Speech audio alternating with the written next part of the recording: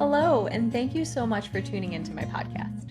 My name is Kara, and I'm a holistic health practitioner for both people and pets. After working for years in the conventional medicine field, I realized that while our lifespans may be getting longer, our health spans are rapidly shrinking. And when it comes to our pets, both their length and quality of life are decreasing. When I turned to functional medicine and a more holistic approach to health, I saw dramatic improvements for my pets, myself, and my patients. Join me each week as I merge natural health for people and pets by focusing on the root cause of disease and applying raw, real remedies that you can use to improve overall wellness for every member of your family, including the furry ones. Hey everybody, welcome back to this week's episode of Raw Remedies. Today my guest is Halle Steen of Lonestar Pet Treats. Halle first became interested in pet nutrition when she adopted her hairless cat, Chance, and wanted to feed him the highest quality food possible, realizing that raw feeding would be the most beneficial as cats are obligate carnivores. In addition to Chance, she has 2 dogs and another cat, all of whom have benefited greatly from a raw food diet. This led her to realize that the terrible options out there far surpass the healthy ones. And so she began her mission to help pet parents find the best treats, food, and supplements to help pets live long, healthy lives through her independent pet store and treat line, because at the end of the day, feeding fresh food to pets is her passion. I think that you're going to love today's episode. We have a lot of great information about independent pet stores, the awesome treats that she offers, and some interesting information about valley fever, which is something that everybody who is living on the West Coast should be aware of. So let's get to it. All right, and we are back with Halle. Thank you so much for being here. I'm very excited to talk to you. I think today is going to have a fun conversation. It's going to be a unique one too, that I think people probably either have not heard about some of the things that we're going to talk about, or maybe they've heard about it in passing, but it hasn't affected them, so they never spared it kind of a second thought. So I'm excited to eventually get into that, but as my listeners know, I like to start by asking people kind of where they started and how they got here, because I just feel like everybody's journey is very unique and personal, and it really just helps us connect. So can you tell us first kind of about your journey and your store and your treats, and you're a nutritionist, so tell us how you got there and why.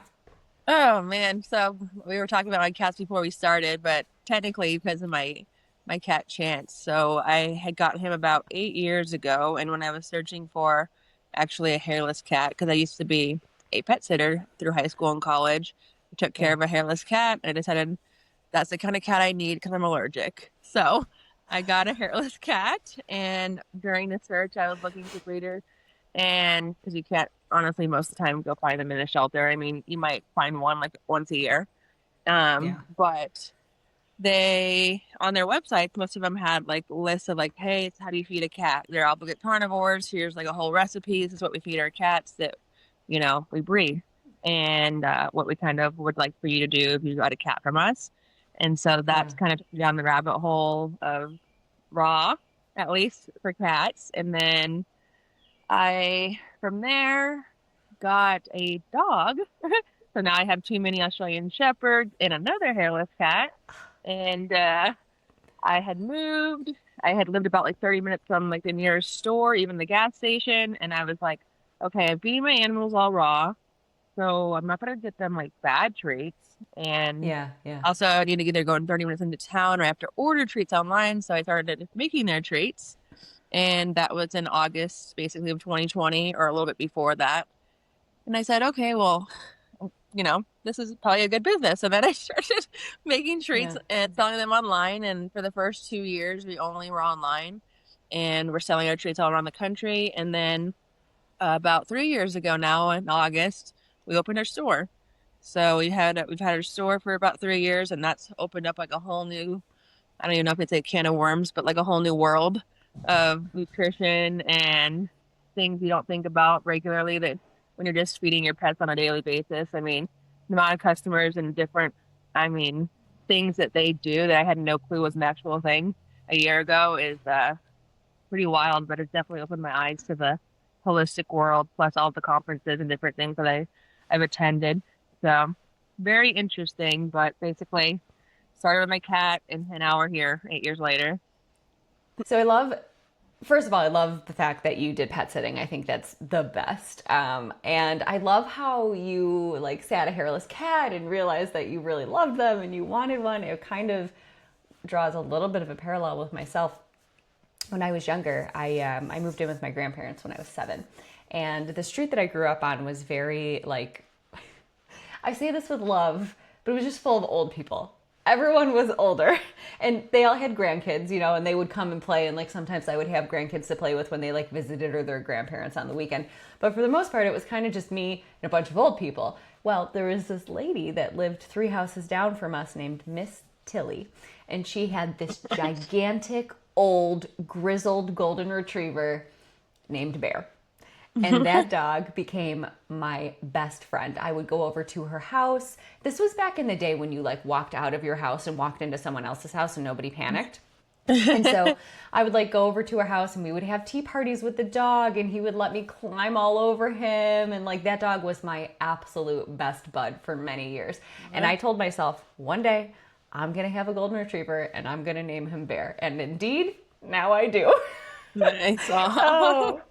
So yeah, I love how that all just kind of like connects when you get older, right? It's like a self-fulfilling prophecy. But I also really love that the breeder that you got Chance through was feeding a species appropriate diet. And I feel like that's so rare and it's such a gem that you found somebody who is doing it right, understands that like biologically from a species appropriate standpoint, cats are carnivores. They need a meat-forward diet. This is what's going to help them thrive and live a longer life. And it devastates me that that's something that I didn't know when I was younger because my first cat, she died when she was only 10 from kidney failure. And she ate a dry diet her whole life.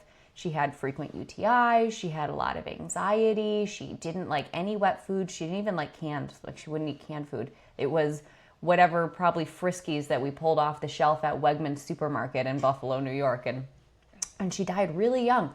And there was never any conversation about moisture in the diet and how that's important, especially for cats. And I feel like we could do like a whole 1-hour podcast on just the importance of moisture in the diet for cats. But I think it's just so phenomenal how that really like connected and resonated with you and sparked your journey. So really Chance had a great namesake, I think, because had you not taken that chance on getting him, then things would have never come to fruition. That's amazing. Oh yeah, it's another crazy story on that one, but and keep it short. He basically someone had got him, a vet tech actually had got him, and she was at work most of the time, so I guess he was alone when he was a baby, and he wasn't eating all these different things, and then she's like, we ended up taking him back to the breeder, and so I was technically his second chance, but it's crazy because I couldn't believe it because honestly, like once I got him, he would like eat like anything, like the whole world. He would eat like anything put in front of him. So I thought it was a lie all these years, but come to find out it was not. He just definitely was not happy with her not being there when he was such a small baby. So that makes sense. And they connect and cats are social creatures. Anybody who says that cats are the easier pet because they can just leave them alone and drop in and feed them is misinformed. Oh yeah, no, for sure. So, all right, I would love to talk about your treats. And, you know, I've been on your website. I've looked at the stuff you have. You have some really cool stuff. But first, one of the things I noticed is you have treats and chews, but you don't do just one kind of thing, right? So some companies will do only dehydrated. Some will do only air dried. Some will do only freeze dried, right? But I saw that you have dehydrated and freeze dried. So that seems like a lot of coordination. And I mean, if anybody knows anything about it, freeze dryers, they're ridiculously expensive. So how do you do all of that? So a lot of our dehydrated treats we get from other like companies similar to ours because we can't dehydrate at the capacity that we need. But our freeze dried treats are specialized treats, especially for quail hatchlings, the mice, the chicks, the things like that we can't get from other companies. That's what we freeze dry. We have one really large freeze dryer, one decently large freeze dryer. And we do like a seafood granola. We do special toppers, special blends. But like very normal treats, it's much easier for me to get from other companies that are also very similar to ours and also sell them so that we have more variety and options like that way.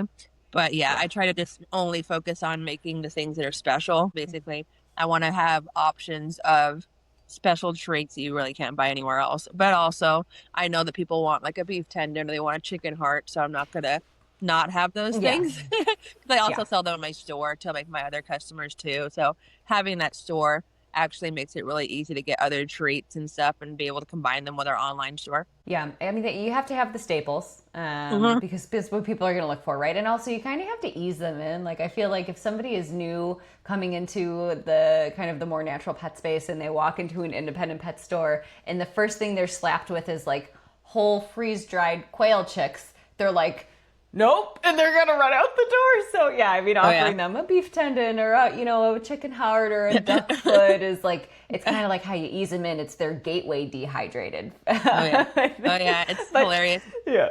We have like rabbit ears and rabbit hide chips that we have out. Like that's probably the craziest that we get in our store.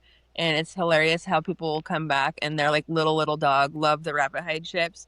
And they'll come back at like 10, 20 because like I give mine one every other day or every day. And Yeah. they fit in half because I have two little dogs. And mind you, them rabbit hide chips are like this big. I mean, they're not, some of them are bigger, but most of them are like an inch by an inch. So it's really funny, especially when they're little dog owners, how much their little dogs love certain things. It's like, But well, I mean, great fiber, but I mean, something small like that, it's yeah, nice it doesn't go to waste because like a larger yeah, dog might not spend the time chewing it. So, and you need to know your yeah. dog's chewing style and stuff like that. So okay, so you already mentioned a couple of the novel things that I wanted to talk about. So when I was on your website, I saw that you have several quail items, which Hmm. I really love. And I've been able to luckily get quail locally here in California. Fingers crossed that I can find what I need once I move back home to New York next month because Yeah, quail I think can be a little bit harder to find. But you also have rabbit, and then I saw that you have mice. Tell me, yeah. how do you source these? The mice are technically from companies that sell them for like birds of prey and for like snakes and feeders, things like Reptiles and that. stuff, So yeah. it's actually kind of crazy. Same with like the quail hatchlings and things like that. The person that I got the quail hatchlings from, I've known him for about at least 3 or 4 years now. He's up in Spokane, Washington, but he has birds of prey and he has like these hawks that they use for like hunting, and he sells to like all these different like wildlife preserves and stuff. And he has to raise the quail in such a way that they are higher protein content and less fat content. So they're raised in like fly pens versus cages. So they're not super fatty because that's not really good for these birds. But mind you, these birds are like 30, 40, $50,000 birds. They're not like cheap. So they have to be fed very well in a sense. You don't want to be giving them terrible food that's going to, for one, make them sick. So I feel like the standards, especially for feeders, are pretty high in a sense. And usually, I mean, not where the quail, they're raised a little bit different, but a lot of the feeder animals, say like the mice, are um, raised in sterile environments kind of on purpose so that they don't get other animals sick. But they sell like the feeder company sells like gerbils, rabbits, mice, chicks, all the different things because they make really good, I mean, food, unfortunately, for animals of like the prey, like snakes and hawks and owls and all the different animals that need them. So it's pretty I've never interesting. thought about that. But I Yeah. mean, I don't have any of those types of animals, so I guess it makes sense that wouldn't have crossed my mind.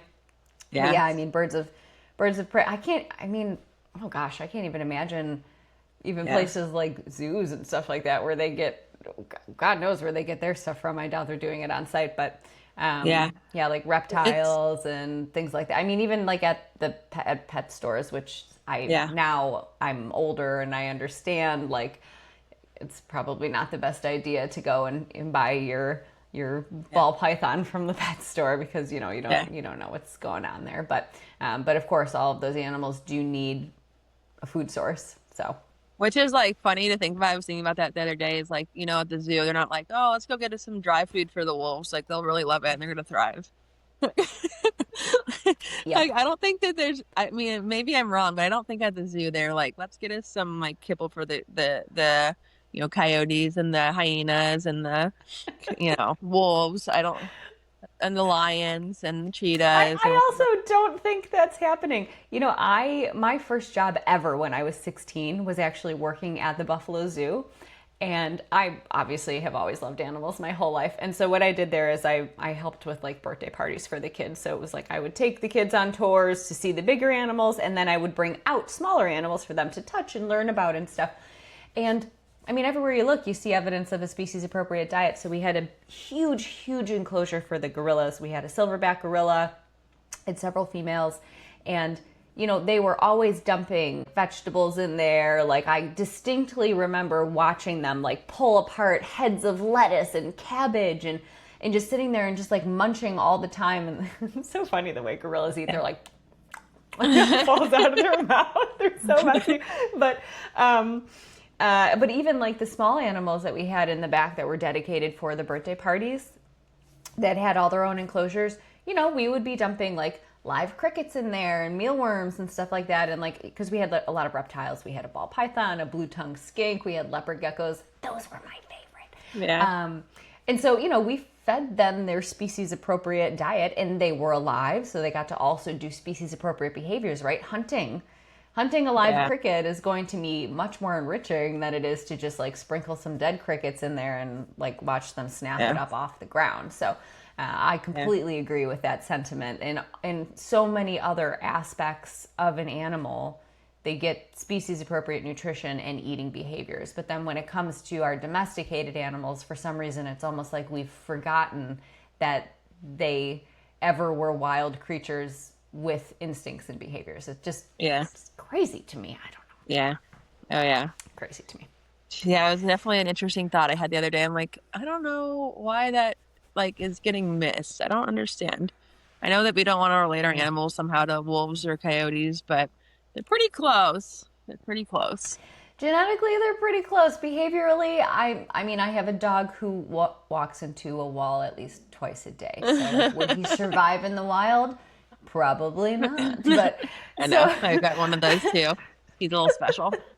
It's so endearing. So one of the other things that I wanted to talk about before we move into the more, I guess I would say, science-y part of the conversation, is about independent retailers and independent pet stores. So I'm so lucky here in California to be really surrounded by independent pet stores, and I've gotten to know some of the owners. I know Nan from over at Ben's Marketplace, Jen over at Maxwell's Pet Bar, and I mean, there's some just phenomenal people out here and great resources, something that I have come to quite literally depend on. I don't even know how I would deal with feeding my animals if I did not have their help and their reach and their resources and their ear to just, talk their ears off. Not everybody is that lucky, which really stinks, but the importance of having that independent retail near you just can't be understated. Tell us about like why you think that is and how you guys play such a crucial role, because I really think pet parents need to understand how important you are. Yeah, so I mean, I would say from an aspect of, I don't know if you've walked into like say like a PetSmart or a larger, more commercialized store, but most of the time you're just walking in and you're kind of expected to find whatever you're looking for. You're not going to probably get much help, and you're definitely not going to get much help when it comes to like knowing why that store carries what they do, So if you're wanting to make like a conscious, better decision about what you're giving to your animals and know that like you're probably getting a food that is only made by a pet food company, which is hard to believe, but a lot of these brands make other products too. They don't just make pet food. They make our toothpaste, they make our candy, they make our cereal. So if you walk into most stores, especially at PetSmart, you're going to find food from those brands that you have no clue that they own like 10 other companies and 10 other pet food brands. And they're not really thinking about your pet's health. They're thinking about profits and how to make more money because they're so far away from the consumer that they don't really think about them anymore. Where a lot of these smaller companies that are independent retailers, that's all they do. They want to know how the retailers are doing. They want to make sure that, if we need any support, we're going to give it, whether it be like a discount to give to our customers or samples to give to our customers. I mean, I know of so many small brands that are willing to do whatever it takes in a sense to help get a dog off a terrible diet and onto either their food or another food or whatever it may be, just to help improve their lives. I completely agree. I've had so many amazing conversations, and actually I'm going to be going up to Nan's store later today because we're moving in less than a month. And so, for the kind of the journey home across the country, we're all going to be in the car, right? And then we're going to be getting to our new house, and I need to figure out sourcing because I DIY, right? Yep. I can't can't do pre-made for 6 animals. I just can't. And so I need to figure out, like sourcing and where am I going to do my prep in the new house and blah, blah, blah, right? So we're going to need some shelf-stable food for a while, right? So I need to go up to the store and look and see what kind of options she has for dehydrated or freeze-dried or air-dried or something like that. So, I'm going to go and have an amazing conversation with her, and I'm really excited about it. If I was just walking into a PetSmart or a Petco, you're right, I would just kind of be left to my own devices. They're like, oh, welcome in, and then you go, and something to be said too, and I mean this with certainly no disrespect, because everybody starts somewhere. But the employees of a more chain type store don't receive education about nutrition, about a species appropriate diet, about any number of things that our animals might experience, right? Behavioral issues, GI issues, chronic conditions that maybe you want to try and approach more naturally or holistically.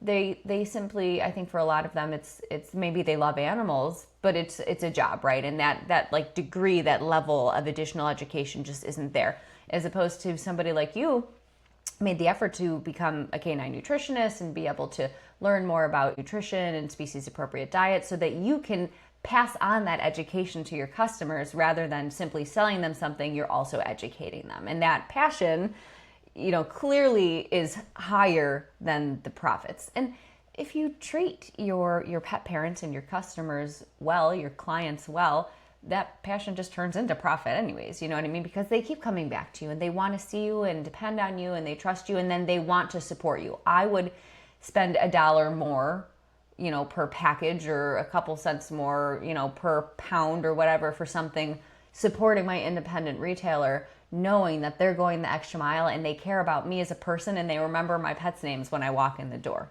versus saving just a couple extra bucks by going to PetSmart.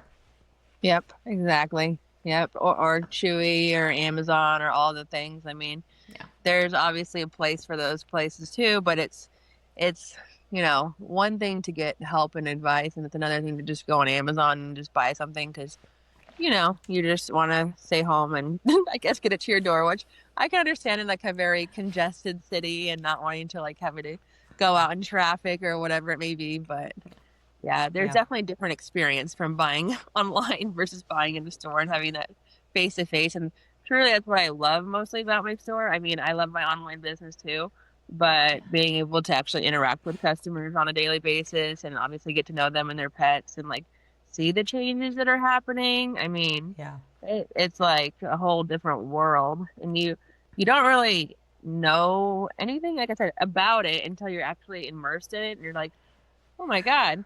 Like, and then you start seeing trends, and that's sort of the sad part, is the trends that you see, because you're just like, a lot of these dogs and cats, it's like copy paste, copy paste, copy paste of what they basically have been told to do, and then having to change it and doing all those things and improving their life is like wild. But sad, the same 100%. things that you see over and over and over again. Oh my goodness, I don't know what I've got some dust in the air today. You're allergic to chain pet stores. So speaking of trends, you mentioned trends. I'm curious to know, and I think this is a good transition into our other topic. So one of the things that we wanted to talk about today is valley fever. And I'm wondering if the trends that you mentioned is what led you to get more educated about that. Were you seeing, we're going to talk about what it is, but were you seeing that in clients coming to the store and that kind of raised awareness for you? Oh yeah. Yeah, there's so much valley fever. It doesn't matter if your dog's young, old, sort of middle-aged. It kind of just affects everybody, even affects humans, because it's in our soil. So it's fungus in our soil that can spread, and unfortunately spreads a lot if we have like monsoons or really windy or a lot of construction, or your dog likes to dig.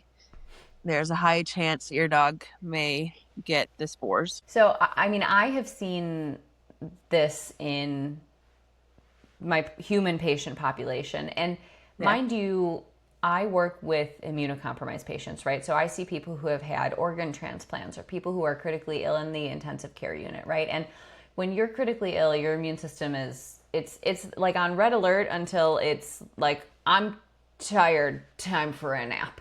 And so it's these immunocompromised people who end up usually suffering from, we don't call it valley fever for people, but essentially you do a blood antigen test for coccidioides, which is the fungus, the spore.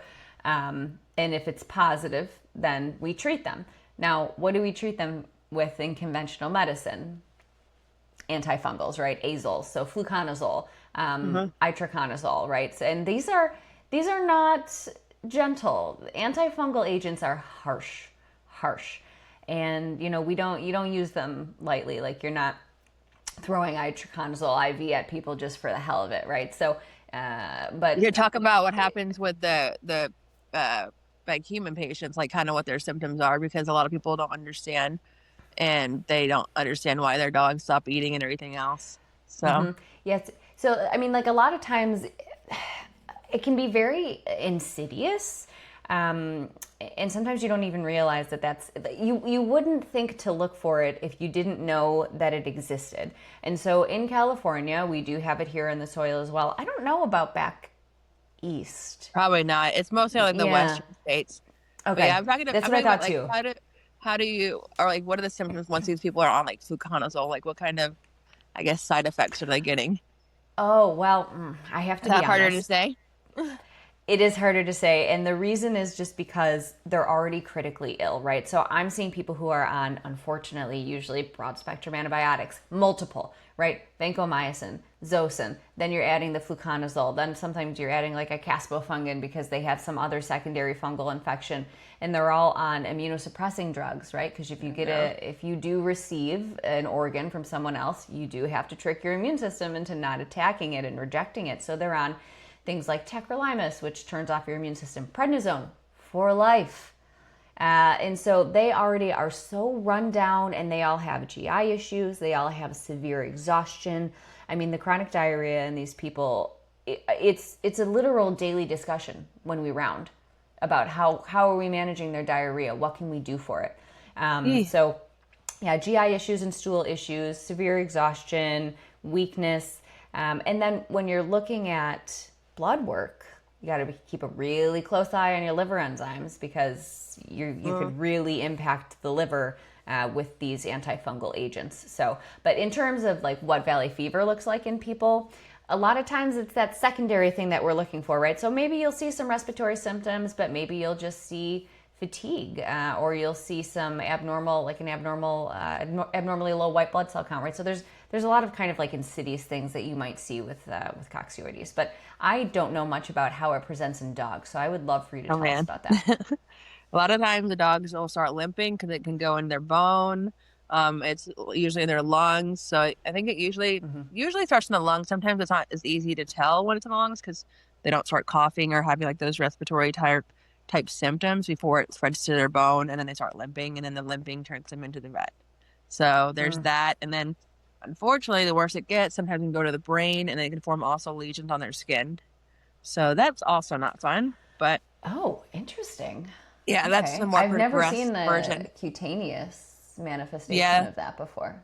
that's the progressed version. And so I've had a dog. It's actually a rescue, but I think she ended up getting adopted, and a massive Neapolitan. Oh my gosh.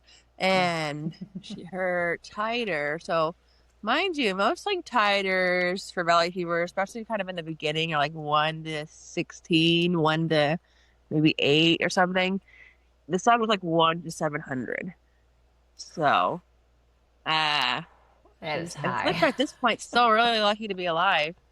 Yeah. Oh Because I've my never heard of a God. number that large, like for a titer they titer test them. So if anyone's wondering Okay. how they figured out what that number is, it's a titer test to basically test for, like, I think it would be like an antibody then at that point. I don't know. Now that I think Yeah, so about it. that's interesting, because so for people we test antigen. Yeah. It sounds like it might be a little bit different for dogs by doing like a titer where it gives like that level there. Yeah. But so that's so interesting. So I mean, obviously it will be lower because you have like a lower burden, the amount that's circulating in the body, if it's not as severe. And I could see why it would probably start in the lungs if it's in the soil, right? Because I have a dog who loves to dig. He loves Yeah. to dig holes. And Yeah. so I could see how, they're digging and their faces in the dirt and it's kicking up all around them and they're sniffing and it's going up their nose and down into their lungs, Yeah. which is not the greatest. And Yeah. it's kind of scary to think that you might not even notice a manifestation of it until it starts to spread to other places and it's something a bit more obvious in terms of symptoms that makes you go, sounds like it might be time for a vet visit. Yep. Exactly. Then these dogs, like I said, then they get put on like fluconazole. A lot of them stop eating because that fluconazole starts messing up with their digestion and upsetting their Yep. stomach. And so then it's like a search to find something that their dog will eat. And then, unfortunately, sometimes for some of these dogs, 3 to 6 months later, when they do another test, the number hasn't changed, and they've been on this fluconazole, basically, in a sense, that's been working Yeah. against them this whole time because they haven't been eating. Their immune system's kind of, in a sense, shot. Their digestive system's shot, and now they're like, we have no better results. That's great. I'm glad my dog hasn't been eating for the past 6 months and been super picky and lethargic, and nothing's changed. And then they take It's them so off of it. They frustrating. start doing holistic things and they start feeling a little bit better because they're no longer on medication that makes them feel like crap all day, to be honest with you. And not to say that's for everyone, but it happened. Tell us about a holistic approach to this. So, like, holistically, mushrooms, honestly, medicinal mushrooms, we should all say, are a huge help because they're also obviously a fungus. And when they're a good fungus, they can out compete the bad fungus. So, something like breathe, that's helpful for the lungs, From cordyceps, those, Mycodog, right? the The microdog, yep, Mycodog or tincture breathe. something. Yeah. There's something that can help the lungs, which the lung is what's really being affected. Not to say the whole body's not being affected, but that's like kind of the main component. They again outcompete the bad fungus, and obviously valley fever is a bad fungus, where all the healthy, good fungus in the medicinal tincture are what we're looking for. And then another thing similar to that is Saccharomyces boulardii, which is a probiotic, but it's also similar in that it's a yeast-based probiotic. So it outcompetes bad bacteria and hopefully leaves a good one. So if you're ever having upset stomach, having diarrhea, things like that is what usually people take Saccharomyces for. But in this case, it can do a similar thing where, again, we're going to hopefully get rid of some of the bad fungus by using it. So playing that role and also helping hopefully better digestion too while they're treating this. Not big. I think I wouldn't call it really a disease. Would it be a disease or like an illness? I don't know. Yeah, Like, I what mean, would I we would consider say it? like it's an infection, right? So, and it can become a chronic. An infection can eventually cause a chronic disease, but I would say, I mean, you're treating like an infection essentially, or a colonization, even you could call it, right? Because when do we determine that something is a pathogen, right? When Yeah. it causes a problem. So, these organisms, they can exist in nature and they can exist in you. It's not until they kind of have that opportunistic nature. It's not until they proliferate or they end up in an area where they don't belong that they actually can become pathogenic and cause a problem. But I love using medicinal mushroom. We don't want to piss off the FDA. Functional mushrooms for this, because mushrooms are so versatile and they have just so many cool properties, and even it's almost like that sensitization process where by giving a beneficial fungi, in this like tincture form where it's highly bioavailable, very concentrated, not only do they actually exert an effect because they have these excellent properties that are just cultivated in nature, but it also kind of tells the immune system, hey, I'm here and I'm okay because I'm doing good things for you. But I'm very similar in structure to this guy over here who is not doing good things for you. You might want to take a look at him and deal with it. So it actually helps the immune system recognize that there is some less than desirable, fungus spore, the fungal spore, because that's what coccidioides is, floating around that's causing a problem. So I love that. Not only does it actually help exert benefits in and of itself by giving something like Breathe, the Mycodog tincture, but it also helps train the immune system. Hey, you need to pay attention to these things that maybe don't belong here and they're causing a problem. So, Yep. Yeah. mushrooms are so cool. Yeah. Definitely. There's another thing I've been looking into too. There a vet actually in Oregon. There's ozonated glycerin, and it also has antifungal properties. So that's something that I'm looking at adding as like another measure to help hopefully holistically get rid of valley fever because it's something they can actually take internally. So the ozonated Yeah. glycerin can be nebulized, taken internally, used as a spray, used as eye drops, ear drops, things like that, but you have to That's dilute it. So so cool. Yeah. there's a lot to it, and it's something that's newer, but there's a really awesome vet in Oregon that I reached out to, and he was like giving me dosage. And the things that they're doing with ozonated glycerin, even in the human world and the vet world, pretty crazy, like for arthritis and joint issues, ACL Hmm. tears. They're actually Dental injecting it into the problems. dogs. Yeah. They're Hmm. injecting into the dog's joints and helping heal, which is wild. If you don't have to get your dog an ACL surgery, I mean, it's a lot of money. Heck So, yeah, a lot of money and pain, and they're laid out for a long time. But that's so cool. Yeah, I'm very interested in ozone therapy and how that can help. But so I'm yeah. excited to hear more about that once you've learned more about it. But in terms of Yeah. things that you've already been doing, so you mentioned functional mushrooms, and I know that you also have used full spectrum hemp extract before successfully for pets with valley fever. How does that work? Like, why does that help? I mean, similar with the antifungal side of it too, and reducing inflammation and hopefully boosting the immune system. So that would be also part of the protocol to, in a sense, help them heal. So, I mean, you could use heal. Heal would be a really good one because it's more Mm-hmm. concentrated. Um, ease, yes and no. But it does have the adaptogens, which could be really helpful too.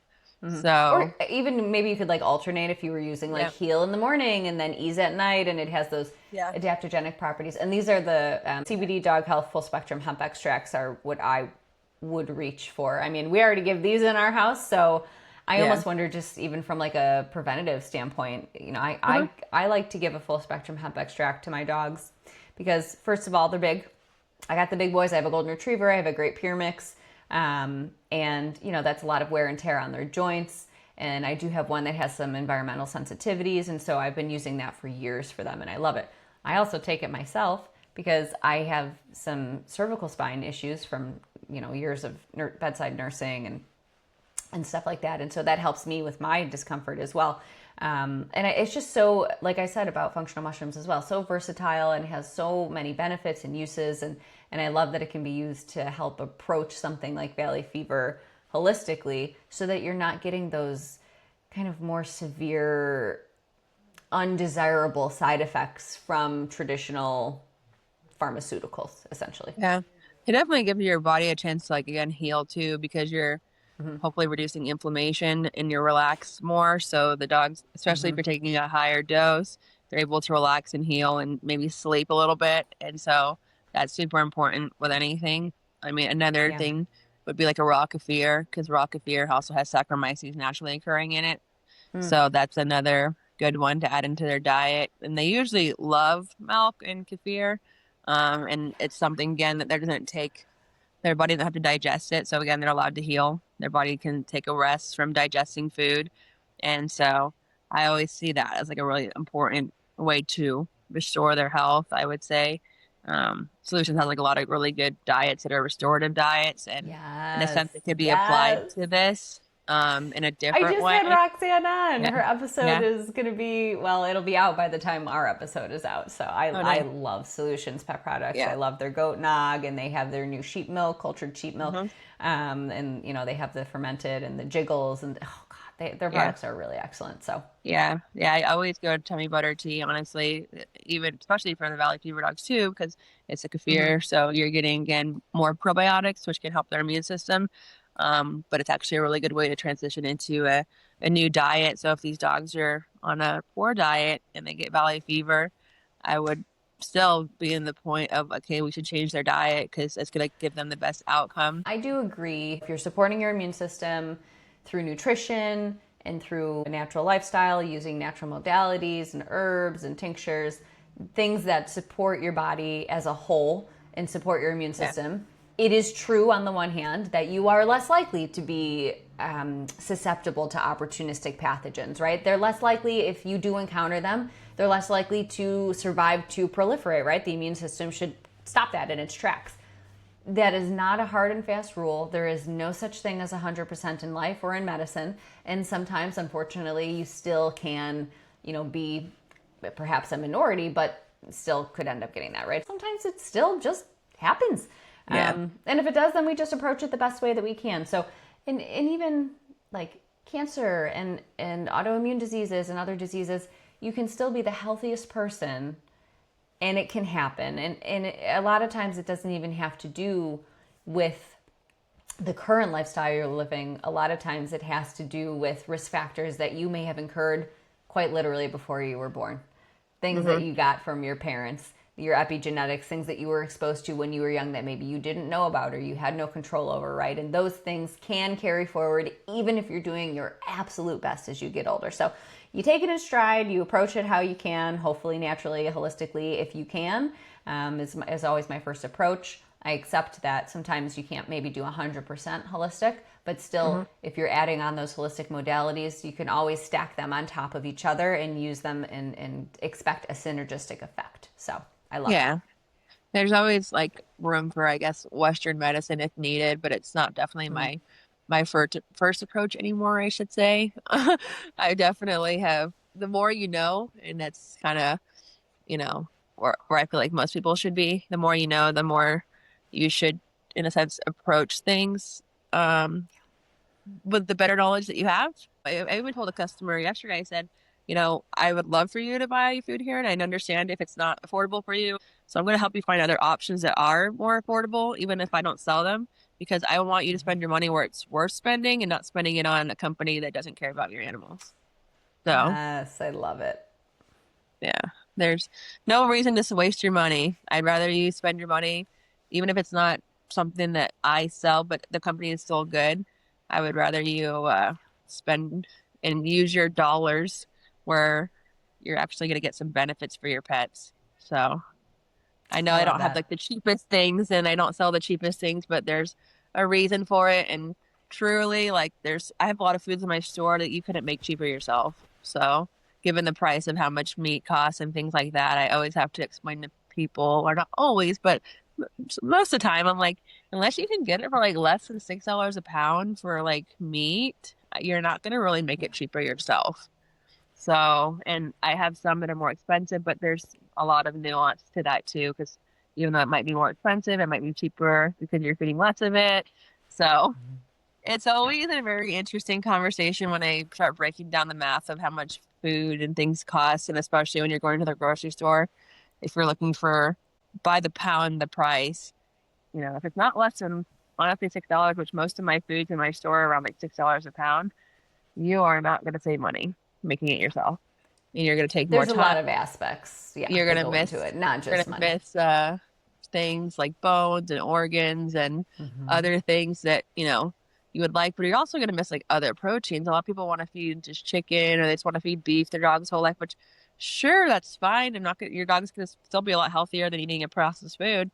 But if you want to, some of these brands, you can get the same price per pound for all the different meats, which is awesome because then that's what you can do. You can rotate. And the only way, in my opinion, we're kind of going off topic, to create balance is by rotating food. So we don't balance our Yes. food. we don't balance. We don't balance our food by saying, I'm just going to eat chicken and rice every single day and be the healthiest person alive. I always tell people your animal should be able to go to a different restaurant every single night. We can go to a different restaurant every night. Your animal should do the same. And not exactly, but that would be the sign, in my opinion, of a healthy animal is an animal that can eat something different all the time if needed and at Yeah. different times of the day. There's so much to it. It's like, I mean, I don't know if we should follow the same schedule as us, but we should be able to eat at different times of the day, and we should also be able to eat different things every day because that's the only way we create diversity of our gut and everything else. So. Exactly. That versatility is priceless. And, I Yeah. mean, it's obvious even from this discussion, right? Like you are an educator, you're a passionate pet advocate, and being able to help people source and find something that's going to be sustainable for them, even if at the end of the day that didn't maybe make you a profit. But you're an educator when you feel fulfilled after giving somebody that assistance. So I love that you do that. I love that you have this mission and this passion, and I loved our chat. But Yeah. alas, our chat has come to an end. So I would love for you to tell us and my listeners how they can find you, how they can support you and your products. Yeah, so we are on Instagram. It is Lonestar Pet Treats. And then we also have our website. It's lonestartreatsaz.com. We do have a code. It's Lonestar10 if you have 10% off. Technically all your purchases, so it's not your first Nice. purchase. And we do like periodic sales and things like that. Also, if you're local to Arizona, we're in Cave Creek. So we're just north of Phoenix, about like 30 minutes. So definitely come check us out. We actually have a treat bar that has 28 different treats that we rotate all the time. We have all different options for like raw bones and chews and then food. We actually do something that's a little different, but we actually sell certain foods by the pound. So you can come in and get like 1 pound at a time if you just want to try a food. We also have a lot of samples. So we want you to come into our store and be able to find something that your pet likes. And if they don't like it, we truly want you to bring it back, because next thing we know, we want you to find something that your pet likes. We don't want you to say, oh Mhm. man, they hated it, I'm never coming back again, and they're just going to go back on their terrible diet. Like, I'd Yeah. rather you return something like 10 times if it takes that one time to find a food for your animal. I mean, I'm guilty of it. I will tell everybody. I did that when I was trying to find my cat's food 8 years ago. I went to the same pet store and Molly returned a ton of cat food because cats are the hardest ones to please. Yep.